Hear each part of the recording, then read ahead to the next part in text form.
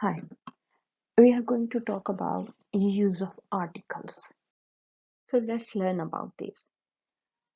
Articles can be used into two categories: indefinite and definite. Indefinite article have two articles in it, a and n. A can only be used with the consonant sounds. N only can be used with the vowel sound. Here are a few examples. If we say a dog, a cat, a bouquet, a mountain, a house, a tree. That's quite right. At the same time, you must know कि ये countable nouns भी हैं. For example, a dog means एक कुत्ता, a cat एक बिल्ली.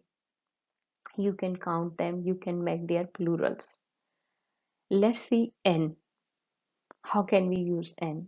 An ice cream, an umbrella, an engine, an orange, an old lady. Again, these are the countable nouns जिन्हें हम काउंट कर सकते हैं उंगलियों पर, जिनके प्लूरल्स बना सकते हैं. Next see the rich. कभी कभी द रिच इसलिए यूज होता है कि rich doesn't have any plural, लेकिन हम इसको प्लूरल बनाने के लिए इसके साथ द लगाते हैं. इसके बाद है the Indus, the holy Quran, the Dawn, the K two. These are the rare objects in their quality, in their category. That's why we use the with them. Here are a few examples. I saw an accident of a car. An accident because accident has vowel sound, इसलिए हमने उसके साथ n use किया है. Car, C is a consonant, so we use a. That is an excellent book. वो एक बेहतरीन किताब है.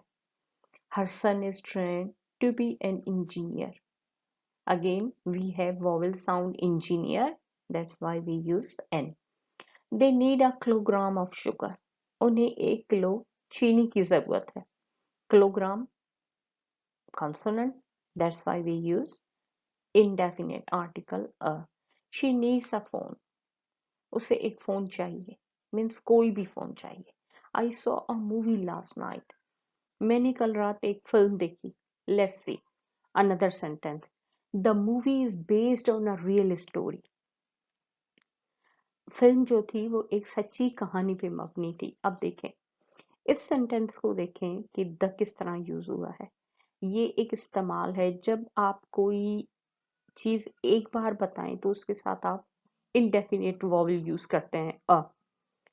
इन नेक्स्ट सेंटेंस हमने यूज किया है द, क्योंकि लिसनर और स्पीकर दोनों को चीज का पता है कि what you are talking about, इसलिए हमने यूज किया the movie. Next sentence, during a long summer day, a writer can write a part of a story. गर्मियों की लंबे दिन में एक राइटर एक कहानी का हिस्सा लिख सकता है. ये तमाम की तमाम चीजें indefinite हैं और common nouns हैं ये तमाम की तमाम. Some more examples. My brother has 2 houses. मेरे भाई के पास 2 घर हैं. A detached and a ground story in a popular apartment. यानी ये दोनों के दोनों आम चीजें हैं. मैं किसी खास चीज को यहाँ प्रेजेंट नहीं कर रही. आई want to by a car.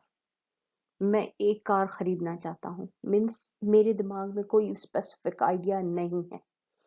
Do you have a book to read. क्या तुम्हारे पास कोई किताब है पढ़ने के लिए. Do you have the book that I gave you last week. अब यहाँ देखें, यहाँ हम कॉमन नहीं बल्कि प्रॉपर बुक की बात कर रहे हैं, इसलिए हमने यहाँ लगाया है द.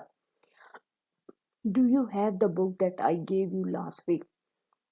क्या तुम्हारे पास वो किताब है जो मैंने तुम्हें पिछले हफ्ते दी थी. इस तरीके से आप एक रेफरेंस बना रहे हैं, जैसे आप एक स्पेसिफिक बुक की बात कर रहे हैं. I want to buy the car that we viewed. मैं वो कार खरीदना चाहता हूँ जो हमने देखी थी. अब यहाँ एक रेफरेंस मौजूद है. That's mean we are basically talking about a specific object, इसलिए the car. In next part हम द के यूज के बारे में भी पढ़ेंगे, कुछ और मजीद एग्जांपल्स भी डिस्कस करेंगे. Thank you.